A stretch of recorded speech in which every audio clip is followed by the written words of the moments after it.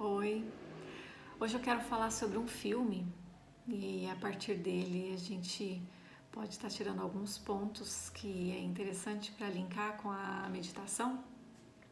Esse filme é o Interestelar. Esse filme aqui, não sei se você já assistiu, se você não assistiu, fica uma super indicação. Se prepara porque é um filme de 3 horas de duração. Então, para assistir um filme de 3 horas, a gente tem que estar meio, né, tem que se programar, mas vale muito a pena. E se você já assistiu, vamos pensar junto aí, porque tem vários pontos que a gente poderia ficar, né, pensando aqui, relembrando do filme, mas o que eu trago para a gente pensar é sobre as dimensões, né? Sobre esse assunto que é tão difícil de pisar com as palavras, né? Falar sobre a quarta dimensão, a quinta dimensão, e o que eu vejo como muito importante, até para indicar esse filme, é que ele traz uma experiência visual de como pensar em dimensões, né, na dimensão do tempo, que acaba, se a gente for falar aqui de uma forma, a gente pode colocar ele em pontos objetivos, hora, né, um dia de 24 horas, e em pontos subjetivos, porque todos nós temos um dia de 24 horas, mas a forma como cada um experiencia isso, aí a gente já tem, né, um campo bem subjetivo e pessoal, portanto singular também. E aí, uma fala assim muito rápida sobre o filme, se você não assistiu, não vai estragar a sua experiência, né? Não vou dar spoiler sobre o filme. É que esse filme ele fala de um período futuro, onde na Terra a vida chegou ao seu limite, os recursos naturais eles foram esgotados, né? Estão no fim do fim mesmo. A Terra mesmo, propriamente dita, ela é uma terra muito seca. A gente acompanha um personagem que é o Cooper, ele mora no meio de uma plantação, é um fazendeiro, ele e a família, né, os 2 filhos, e a gente percebe a dificuldade que tem de extrair, né, desses fazendeiros, extrair alimento da terra. É uma terra muito seca, com uma tempestade de poeira que acontece a todo momento, e somado a esse clima seco, então tem muitas queimadas, é um ar, portanto, muito difícil de respirar.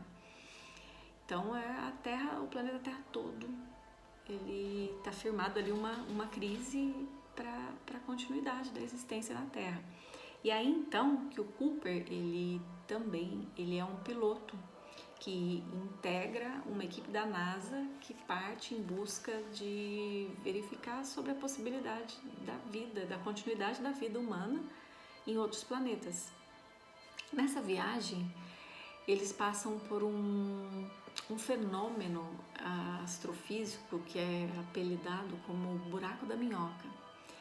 E o que acontece nesse lugar? Nessa zona, no espaço, a força da gravidade ela é muito intensa. E Einstein já havia trazido esses estudos, né, dentro da teoria da relatividade. Mais para frente, um outro físico endossou essa teoria, que é o Nathan Rosen, e aí ficou como teoria de Einstein e Rosen, que afirma sobre essa distorção que a força da gravidade muito intensa ela causa no tempo. Então acontece uma deformidade no tempo, fazendo com que o tempo se dilate. Então o tempo de quem está nessa região, nessa zona do espaço, ele se torna mais lento do que o tempo das pessoas que estão na Terra. Então a gente percebe bem no comecinho do filme, quando o Cooper vai se despedir da filha, e aí isso eu não vou contar, porque isso é muito interessante da gente acompanhar ao longo do filme, é a percepção que essa criança tem sobre o tempo e que o pai só vai alcançar mais lá na frente. E me faz pensar, é a terceira vez que eu assisto esse filme, então me faz pensar sobre esses estados de consciência, esse acesso a, né, essa quarta dimensão, a quinta dimensão, e por ser uma criança que percebe o tempo, que o pai vai perceber como um cientista, né, um piloto, mas uma pessoa que tem todo o conhecimento, né, sobre esse funcionamento, sobre a quarta dimensão. E ele vai perceber mais lá na frente o que uma criança já alcança. Então, o quanto que essa relação com o tempo, essa relação com a quarta dimensão, ela precisa de uma abertura, né? De uma observação nossa que independe só desse olhar intelectual, né? Então é um ponto que eu acho bem interessante, essa relação com o tempo, o tempo que a filha percebe que o pai vai alcançar mais lá na frente, e a relação que vai se desdobrando entre eles dois durante todo o filme em função do tempo. E o que coroa, assim, que eu acho muito interessante, é que quando ele tá, né, nessa expedição, tem uma outra colega dele que traz sobre o conceito de universo pentadimensional, que é a quinta dimensão. E a quinta dimensão que ela traz é a dimensão do amor. E é muito interessante, né? Porque e aí até ele fala, nossa, mas o amor. E é muito interessante que quem carrega a ideia é uma personagem feminina. Lógico que, né, num filme tudo tem é muito pensado, acredito que seja. Mas e aí ela coloca que o amor é a força maior, que é uma potência maior, desconhecida, que o amor ele é capaz de deslocar o próprio tempo. E aí a gente pensa, né? Volto no exemplo da criança, e aí vários exemplos que a gente pode pensar em quantos momentos da vida que a gente sente que o amor causa esse deslocamento, essa dilatação no próprio tempo, né? Quando, né, o amor de quem ama, né, de quem está apaixonado, né? Como que a nossa relação com o tempo, como que a nossa relação ela muda. O amor é uma criança que traz que vivencia o amor sem definir e tudo mais, né? Mas que nos ensina com tanta amorosidade, né? Sobre situações tão simples. E esses momentos tão ricos, eles não têm uma vivência sobre o tempo de uma forma diferente, né? E então fica uma super indicação desse filme para que a gente possa pensar, né, na meditação. A gente coloca a respiração como a medida do nosso tempo, né, a medida da nossa presença, e a busca por nos dimensionarmos maiores do que nós nos vemos se nós nos olhamos apenas como terceira dimensão, né? Na 3D a gente dimensiona altura, largura e comprimento. E essas outras dimensões, né? Nós somos dimensionados pelo tempo. Nosso tempo é um limite da nossa vida aqui. Nós temos um tempo, nós temos esse limite, né? E aí, quando a gente coloca a respiração, diferente do relógio que conta o nosso tempo, né, que tá ali, aí eu lembro também do conto da Alice, né, no País das Maravilhas, que toda hora aquele coelho passa, a todo momento, olha, o tempo tá passando, você tá atrasada, você tá atrasada, você tá atrasada. Então, lembra muito da nossa relação com o tempo, né? Relógio, tô atrasado, o que eu tenho que fazer, o que eu preciso fazer, e a todo momento essa relação que o coelho traz. E aí já vou falar de um outro filme que também é muito interessante, que é o Matrix, mas falar muito rapidamente, já falando da Alice. Se você já assistiu, se não, eu também super recomendo, que no Matrix 1, quando vai mostrar, no começo do filme também, o despertar do Neo, né, todo o despertar dele, ele recebe uma mensagem para ele seguir o coelho.